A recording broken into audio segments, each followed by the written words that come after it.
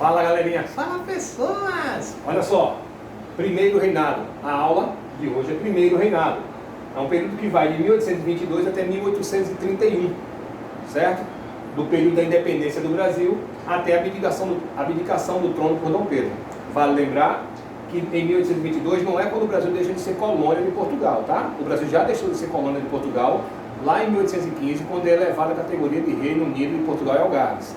Aqui o Brasil conquista a sua autonomia e a sua soberania como território, tá bom? Mas para que isso aconteça, o Brasil precisa que depois daquele bucólico, daquela coisa fofa de independência ou morte em cima do cavalo branco, as margens de Ipiranga, né? A gente sabe que não é bem assim, mas depois do dia do fico, da lei do cumpra-se, quando Dom Pedro bate de frente com o seu pai e declara o Brasil independente, isso não é muito bem aceito pelas potências. Para que isso seja aceito, eu preciso de um reconhecimento externo. Eu coloquei 3 potências aqui, né, só para que a gente possa entender o motivo. Os Estados Unidos vão reconhecer essa independência do Brasil. O primeiro país a reconhecer a independência do Brasil são os Estados Unidos. Vocês lembram-se que os Estados Unidos estão passando por aquela fase, já estão independentes há mais tempo, algo chamado Destino Manifesto. Lembra lá? Doutrina para o Americano. Desculpa, Destino Manifesto, expansão para o Oeste. Doutrina Monroe, né? América para os americanos. Então tem todo esse processo ocorrendo aqui com os Estados Unidos. Então os Estados Unidos eles vão reconhecer. Portugal também vai reconhecer. Olha como Portugal é bonzinho.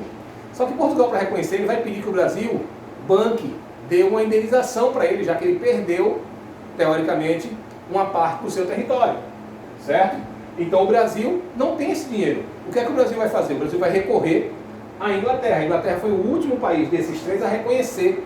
Aí você vai falar assim, ué Luizinho, a Inglaterra não queria o Brasil independente? Queria muito. Só que a Inglaterra queria barganhar com o Brasil. A Inglaterra queria aqueles acordos que ela fechou lá no período joanino, que beneficiava ela. Lembra lá a abertura dos portos, aquele acordo com a Inglaterra para o produto inglês chegar aqui com uma alíquota menor, para poder ser comercializado mais fácil. A Inglaterra não queria que o Brasil se industrializasse no primeiro momento, porque ela queria vender os produtos dela. Não era interessante para a Inglaterra que o Brasil fosse industrializado. Tá bom? Aí você tem só depois a Inglaterra reconhecendo a independência do Brasil. Só que, e como é que o Brasil pagou Portugal? Se o Brasil não tinha dinheiro para isso. O Brasil pegou dinheiro emprestado com quem? Com a Inglaterra. Então, o Brasil já tem o seu processo de independência, certo? De autonomia e soberania, mas de uma dependência financeira muito grande. O Brasil já nasce devendo, certo? O Brasil soberano, o Brasil autônomo, já vem devendo para a Inglaterra para poder se livrar de Portugal. A curiosidade disso é que Portugal empresta dinheiro para o Brasil, faz, tá bom Brasil, toma aí um dinheirinho, paga lá Portugal. Só que Portugal deve para a Inglaterra. Então o dinheiro nem sai da Inglaterra. A Inglaterra assim, ó, Brasil, diz que eu te emprestei, aí tu paga e eu já vou pegar com ele de volta. Então o dinheiro chegou nem a sair da Inglaterra. Lembra lá, a Inglaterra nesse momento era potência, porque a Inglaterra estava vivenciando a primeira revolução industrial, né? Tinha se industrializado mais, aquele capitalismo industrial que nós já falamos algumas vezes. Tá? Então, como um país soberano e autônomo, eu preciso de um conjunto de leis. Então vamos fazer aqui o nosso parlamento, a nossa assembleia, para que a gente possa dizer que leis, quais são as leis que vão comandar esse país.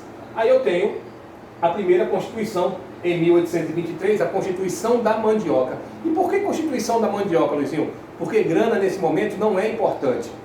O importante nesse momento é você ter terras. E aí você tem, por exemplo, aqui no Nordeste, o pessoal que tem muito engenho, né? O senhor tem engenho. Você tem os barões do café, que o café está em alta nesse momento, mas com terras. Certo? Você tem terras nesse momento. Só que essa Constituição, ela vai limitar os poderes de quem? Do rei. Ué, mas um rei? Sim, gente, o rei, o imperador. Porque é imperador, mas a gente passa por um processo de absolutismo monárquico, né? Essa ideia de imperador é só falar que, tanto é que o nome do assunto é primeiro reinado, tá? Então, essa Constituição da Mandioca, ó, ela é tirada, esquecida por Dom Pedro I. Ele diz, não, como assim, poder limitado? De jeito nenhum. Então ele vai abolir essa Constituição da Mandioca, ela vai dar um probleminha lá em conflitos, a gente vai falar dele daqui a pouquinho, e vai outorgar uma Constituição em 1824. Quais são as principais características dessa outorgação? E, gente, quando eu falo outorgada, é que ela é imposta, ela desce goela abaixo, tá bom? Principais características, a atuação de um poder moderador. Você tem lá legislativo, executivo e judiciário. Lembra lá daquelas ideias de Montesquieu, ideias iluministas? Massa, né? Os poderes têm lá total liberdade. Só que aqui você vai ter, mas você vai ter um poder moderador. Se esse imperador falar não, acabou. Tá? O voto deixa de ser por terra e passa a ser por grana. Tem o voto censitário. Esse voto censitário aqui é por dinheiro. Se você possui uma quantia de aproximadamente 100 mil réis, você pode ser um eleitor de paróquia. Se você recebe aí, tem uma quantia guardada de 200 mil réis, você pode ser um eleitor de província, porque o eleitor de paróquia vai votar no seu eleitor de província, certo? É esse eleitor que vai escolher os deputados. Aí se você tem 400 mil réis, vai dobrando. Aí você pode concorrer à vaga de deputado. Se você tem 800 mil réis, aí você pode concorrer à vaga de senador. Vale lembrar que nesse momento, o cargo de senador ele é vitalício. O cargo, se você comparar com hoje, né, que o cargo dura 8 anos, naquela época o cargo de senador era vitalício, ou seja, você tinha, era como se fosse funcionário público para o resto da vida. Tá bom? E você vai ter a adoção do catolicismo. A gente está falando do absolutismo monárquico de Dom Pedro, você tem o catolicismo. O que seria esse catolicismo? Essa aqui passa a ser agora a religião oficial do Brasil. Tá bom? No catolicismo você tem duas características bem legais aí para a gente pensar. Eu tenho o padroado. O que seria o padroado? É quando o imperador, através do poder moderador, ele que vai escolher quem é o padre, quem é o bispo de determinada região. Não é a igreja que determina, é o imperador. Por isso o padroado, é ele que escolhe. Esse cara, obviamente, ele vai seguir as leis da igreja. Concordam? Não. Ele vai seguir as leis de Dom Pedro. Porque se a igreja manda fazer alguma coisa e esse padre não faz, beneplácito. O que é beneplácito? É parecido com a lei do cúmplice. A igreja, o Papa manda a ordem, só que Dom Pedro tem que falar assim, ó, tá no meu território, eu que escolhi o padre, então não é bem assim não. Deixa eu ver o que é que isso aqui diz. Mesmo sendo católico, certo? E devoto de Jesus Cristo, catolicismo. Tá bom? E aí, gente, obviamente que esse autoritarismo de Dom Pedro, primeiro fato é aqui na questão da mandioca, isso vai causar uma certa irritação na população. Né? A população não vai ficar muito satisfeita. Isso vai gerar alguns conflitos. O principal dele, por conta dessa Constituição da Mandioca, vai ser a Confederação do Equador. Por que Confederação do Equador? Porque ela ocorre mais próxima do Equador. Você está falando de uma época em que a capital era o Rio de Janeiro, certo? E quanto mais no Nordeste, a gente está chegando mais próximo do Equador. E vocês sabem que Pernambuco não pode vir uma revolta que já quer aparecer, né? Então Pernambuco vai comandar essa revolta junto com o Ceará, com alguns outros estados, que estão, algumas outras províncias, alguns outros estados que estão, não tinham conceito de estado na época, né? Que estão mais próximos do Equador. Por isso, Confederação do Equador. Só que Dom Pedro também vai se meter na Guerra Cisplatina. A Cisplatina era uma província, vocês lembram lá, que pertencia ao Uruguai, que foi anexada ao Brasil e que depois ficou independente. Aí, algum conflito interno, Dom Pedro foi lá para poder se meter nessa briga também. Deu ruim para ele, porque ele perdeu muito dinheiro nessa época também. Ou seja, ele investiu o dinheiro do Brasil numa guerra que não era muito dele. Tá certo? E você tem o assassinato de Líbero Badaró.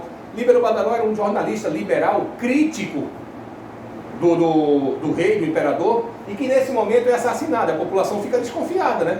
O cara está mandando, fazendo as coisas do jeito que quer, através do poder moderador. Escolhe o padre, escolhe o que a igreja vai dizer de verdade. Quem garante que não foi ele só porque ele era crítico?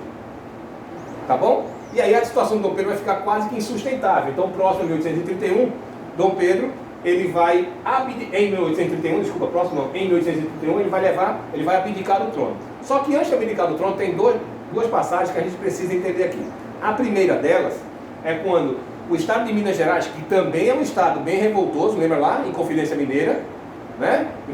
Confidência Mineira, Pernambuco com a Confederação do Equador, com a insurreição pernambucana, a Bahia com a revolta dos alfaiates. Então você tem esses estados, vale lembrar, gente, que em momento algum essas guerras elas foram pela independência do Brasil, tá? Essas províncias, esses estados, eles queriam ficar independentes. Tá bom? Então, esse desejo emancipacionista era nosso, não do Brasil todo. Eu queria um processo de fragmentação. Nisso, Dom Pedro foi mestre. Ele manteve o território brasileiro unificado, mesmo com revoltas internas que a gente vai ver mais à frente, não no governo dele. Tá bom? Então ele vai abdicar do trono, ele vai em Minas Gerais a população estava revoltada, e ele vai dar uma passada por lá e falar assim, poxa, eu sou imperador, meu. Eu vou chegar lá, a galera vai me ver, vai me aplaudir, né? Vou lá no Mineirão, dou uma volta olímpica, não, estou brincando, não tinha Mineirão ainda não. Então vou chegar lá, vou ver a galera, vou ver todo mundo, e volto, acalmo essa revolta. Dá errado. Quando ele chega lá, a população se manifesta ainda pior contra ele. Sabendo disso, os apoiadores de Dom Pedro falam assim, tadinho, tão chateado, ele vai voltar de lá, ele pensou que ia ser querido, vamos fazer uma festa aqui para eles.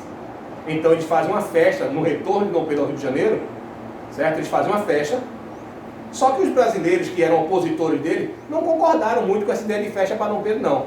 Por que festa para Dom Pedro? Não, o cara está fazendo um monte de besteira. Não, vamos fazer festa não. Mas eles estavam na festa e essa festa ficou marcada por briga, literalmente tiro, porrada e bomba, certo? Foi um peipei triste, tá?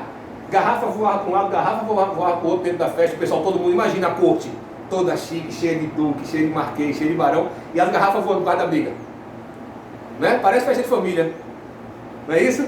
Todo mundo reunido para o ano novo, daqui a pouco era um confusão. Pronto, é exatamente isso. Essa noite foi conhecida como Noite das Garrafadas e foi decisiva para a abdicação de Dom Pedro I. E aí Dom Pedro I vai embora, mas para não perder o poder sobre o Brasil, com a justificativa de que tem que unificar lá o reino de Portugal, que está lá, o tio dele tinha dado um golpe, né, na sobrinha, e aí ele vai embora, deixa Dom Pedro II no poder, que Dom Pedro II com apenas 5 anos não podia governar, aí tem início o período regencial, porque Dom Pedro vai ficar sob a tutela de José Bonifácio. Tá bom, galera? Eu espero que vocês tenham entendido, que tenha ficado legal para vocês também. Um abração, beijão.